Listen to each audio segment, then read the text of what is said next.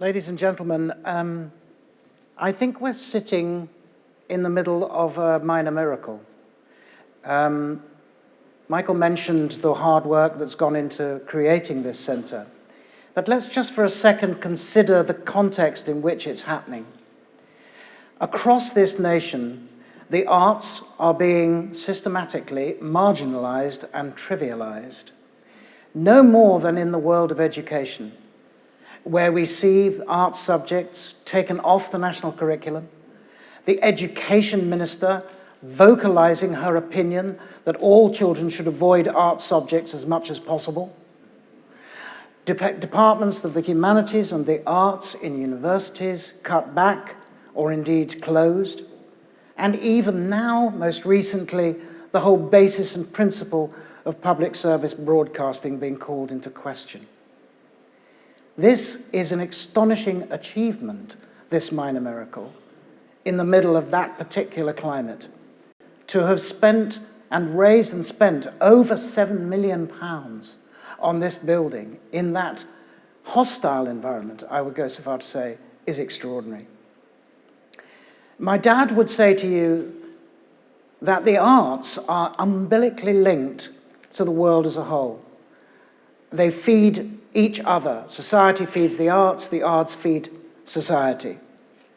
I don't think it was any accident that when my Uncle David, when he was running BBC Two, commissioned a huge series about the history of Western art, called it Civilization. The arts have an extraordinary influence. They are part of what we like to think of as civilization, the civilized world, being civilized. They have a civilizing effect. They're not marginal. They're not trivial. They're absolutely essential. And that wonderful remark of Asa Briggs that actually, finally, it's possible that our feelings are even more important than our thoughts is a very memorable way of thinking about the arts, and in particular, my dad's own commitment to them. I think they have a very specific calling, the arts.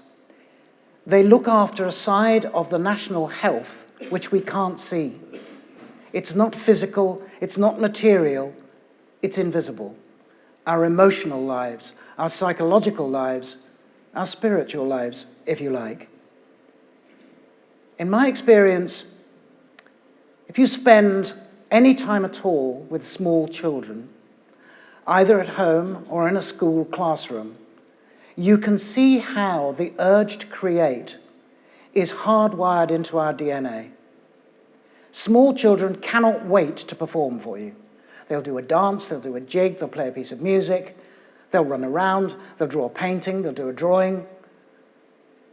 They love creating. Self-expression is uninhibited and delightful. And somewhere along the way, we run the risk of losing sight of that. And that's where education comes in. I've seen in theatres that I've run, particularly the last theatre I ran at the Almeida, the effect of working with kids from the social groupings that Michael was talking about earlier, and offering them the opportunity for self-expression. And the effect on them is absolutely astonishing. Their sense of identity, their sense of confidence, their sense of self-esteem, and perhaps the most important thing of all, the ability to communicate, sometimes to communicate with people who are very different from them. Dad had an even more particular view about education. His view of education goes right back to the origins of the word itself. Educo, to lead out. He believed in a form of education which was not about stuffing children full of facts and information, but about the realization of creative potential and individuality within someone, that you lead that out. You bring it out of the child or the young person. And having spent 3 years of my life in this university, I can tell you Sussex is absolutely brilliant at that.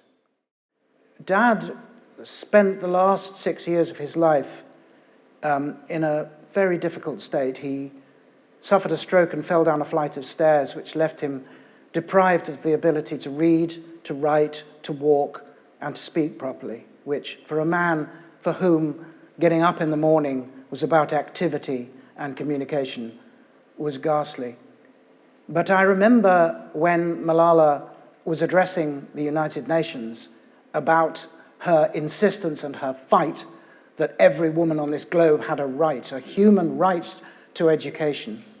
I took in my iPad and I played it to him, and it was one of the last times I saw him really visibly moved by this girl's bravery and principle.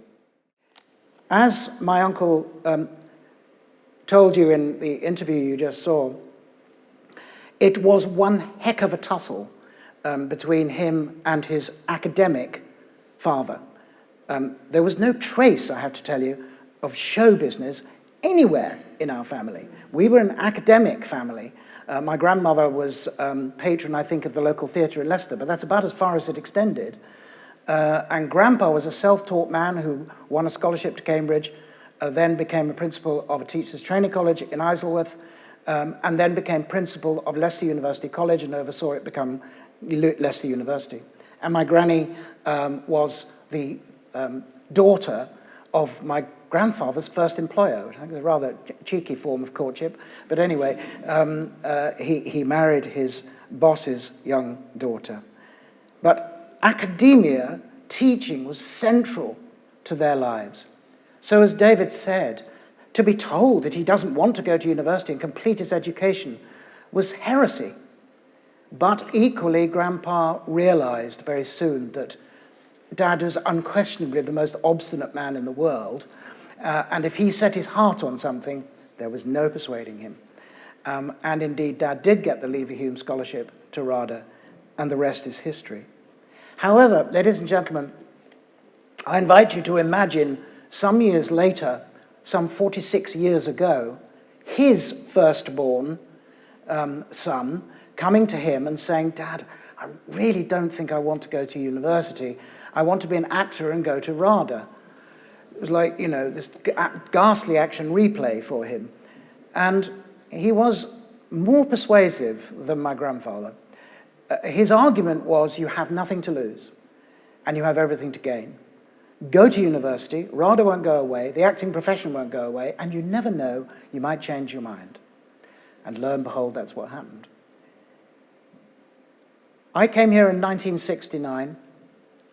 Very quickly, Asa Briggs asked Dad to become the chairman of the first board of the then called Gardner Centre for the Arts. And I sat on that board as the student representative, as I say, in the late 60s. I was in the first student production in this building, which was John Arden's Sergeant Musgrave's Dance, with Sergeant Musgrave being played by the wonderful Jim Carter of Downton Abbey fame, who has remained a great friend ever since, and the wonderful Nick Woodison, who is here tonight. He then was very quickly, not Nick, my dad, invited to become Pro-Chancellor of the university. And I don't know if you remember briefly the photograph in the very exotic costumes with my father standing up and Noel Coward sitting down. Well, the long-haired hippie in between of them was me in 1972. And then in 1998, he was invited to become Chancellor. And he spent 10 years in utter delight being the Chancellor of this university. And I think the VC at the time would tell you that he had an influence over the way in which this university was run. So he finally went to university. This building, very obviously, is part of his legacy. But I can tell you right now with absolute certainty that were he here, he would not wish us to be nostalgic or mournful or sad. He would say, fellas and women, there is unfinished business here. There is work to be done. Don't sit on your laurels. And he would look to the future through the Attenborough Centre. Just picking up on what Michael said, I think it's important to see this extraordinary building sitting right at the centre of some crossroads, with three major arteries coming in. Obviously, the community of the university itself, both student and faculty bodies. The professional arts practitioners and that community, and of course the community that surrounds this building and this campus, both in Brighton and in Hove and in Lewes and so on. There is a moment here to be grabbed. I was fortunate enough to be present amongst the committee that chose the new creative director for the Attenborough Centre. And I can tell you, I couldn't have been more delighted at her appointment. Dad, as Ben Kingsley once said, democratized every space he walked into. What Ben meant by that was that he had no interest in anybody's status. He treated everybody equally. And anybody you meet who met him would say that for the 5 minutes that he talked to them, they thought nobody else existed in the world, and that he really talked to them and listened to them. I talked a bit about the climate in which the arts is being treated at the moment, which I think is quite hostile. There's something even more worrying, I think, happening in our world, where we can see certain constituencies setting out to systematically smash art, and a man have his head chopped off because he refused to reveal where priceless works of art were being hidden from the Islamic State. And they're little drops in the ocean, but the drops that a place like this can stand for in terms of the civilizing effect of the arts is priceless. And as we stand at the crossroads and see one pull back to the dark ages and another pull into the light, I think this art centre has a golden opportunity waiting for it, and I'm extremely proud that it bears my father's name. Thank you very much.